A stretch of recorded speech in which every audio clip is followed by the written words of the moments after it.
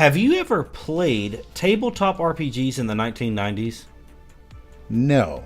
I never played any tabletop RPG ever in my life. You never played Dungeons and Dragons? I've never played Dungeons and Dragons or Warhammer or anything like that. I wasn't a nerd. Well, fair enough. I've only started recently, but what is cool to me about this game is that it allows me to do that in a video game, so I don't have to actually sit there with other people and imagine stuff, because I'm bad at that sort of thing. I can't create stories in my head, but this is Galaxy Pen and Paper, and it allows you to play a tabletop RPG in a video game. That way, if you don't have real friends, kind of like you or Moriarty, you can do it in a video game. But I am Moriarty. That way, if you're like Crypto Spook and you don't have friends in real life, you can play it in a video game. Okay, well, now that you've insulted both of us, tell me about the game. Okay, so the game, the first thing that it's going to ask you to do is to create a GM. Now, because you've never played tabletop RPGs, I know it's a game master. I know it's a game I'm a geek. I'm a geek. I'm not a nerd. So, I've played these games on PC, just never with an actual table, with other people, and, yeah. With friends. I got you. So, basically, this game is really good for you then, because you don't have to have real friends, like I said before. The first thing it asks you to do is to create the Game Master. And the Game Master is a guy that sits behind a 1990s model PC, and you get to create his hair and his outfit. And I made my guy look like, I don't know, a Japanese samurai, sort of? I was going to go with an emo sushi chef. Emo sushi chef works well. That could describe him well, actually. That is exactly what I was going for, actually. Emo sushi chef. It also asks you to create 2 players. And to be honest, I named one of them question mark and the other one A. Because by the time that I was to that point, I wasn't really invested in creating more characters because I'm the goddamn game master. I don't care, right? So the way that it works is the game master will sit down and tell you what's going to happen, and these 2 players that you create, mine was question mark and A, will actually be on the battlefield during quests and missions.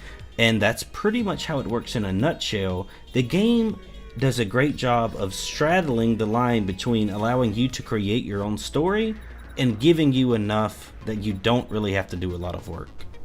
Don't have to do a lot of work. Sounds like a GM to me. Absolutely. And the meta, it feels really meta because it does do exactly what a tabletop RPG does, but it's in a video game. And you have the typical RPG elements. One of your characters will take a move, and then the other one will take a move, or maybe your enemies will take a move before you do based upon the line at the top. Sort of like a Final Fantasy X type move action, to be honest. What is it, active time based versus turn based? Something like that. I have no idea what you're talking about, but I'm going to go ahead and assume you're right. Yeah, so it's more like a turn-based battle system than active time. The cool thing is, it does give you the ability to create your own missions. Like, the GM may come to you and say, hey, this guy just got robbed at a bar, and you have to go in there and save him from 5 prostitutes. But you get to make the decision, do I want to fight 5 prostitutes at once, or 3 prostitutes now and 2 prostitutes later? It gives you that freedom to create your own story in the same way that Dungeons and Dragons would in a tabletop atmosphere. All right, and then what, you get more like XP and stuff if you do them all at once, or? Oh yeah, totally. All that stuff that you do in RPGs, leveling up, you get new attacks, you get items like potions or revives, like a Phoenix Down would be a good example, etc., etc. You get special moves, and you level up, and then if you level up, you can repeat the mission you did to level up more, so you can farm, you can grind, you can do all of that geeky stuff that RPGs let you do. I need to clarify, that's all nerdy stuff. Oh, nerdy, sorry. Oh, my sincerest apologies, sir.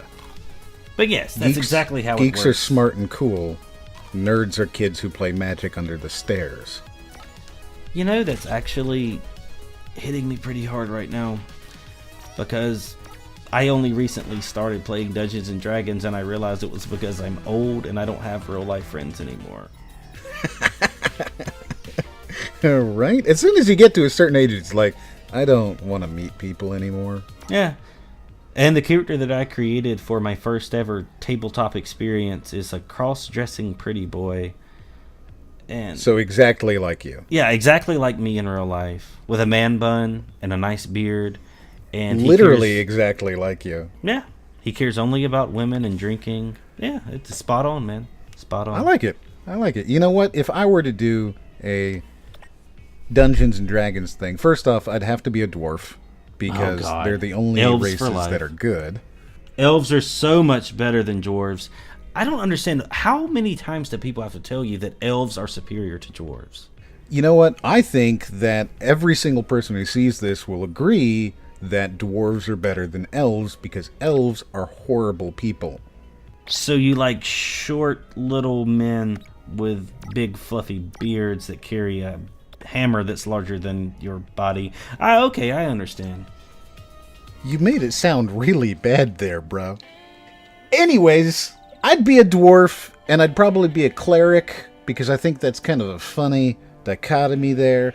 And I'm sure that I would spend all of my money on booze and whores. Actually, you sound just like my D&D character, except you're a dwarf and not an elf. So better. No, more like worse, but we have a similar mindset. Excellent. So is there anything special about this game? You seem to enjoy it.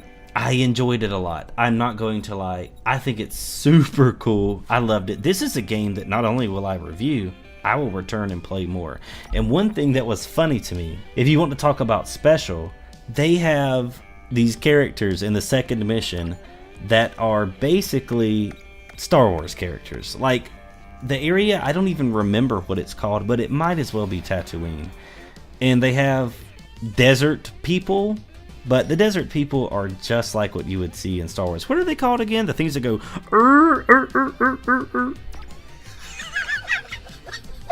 The sand people, right? Is it sand people? I'm pretty sure they No. were just called It's a sand mix people. between Jawas. It's a mix between sand people and Jawas. The Jawas are the ones that go, ooh, teeny, and they sell stuff. So it's a mixture between those two, and it looks just like Tatooine to me. And it's like, they call them like sand soldiers, but they really mean sand people. That's what they meant. But yeah, it allowed me to kill either 5 Jawas at once, or 2 Jawas here, then 3 Jawas later. And I tried to do 5 Jawas at once, and I died immediately, so I thought, let me level up, let me farm a bit. And it incorporates all of that RPG stuff that makes RPGs really fun.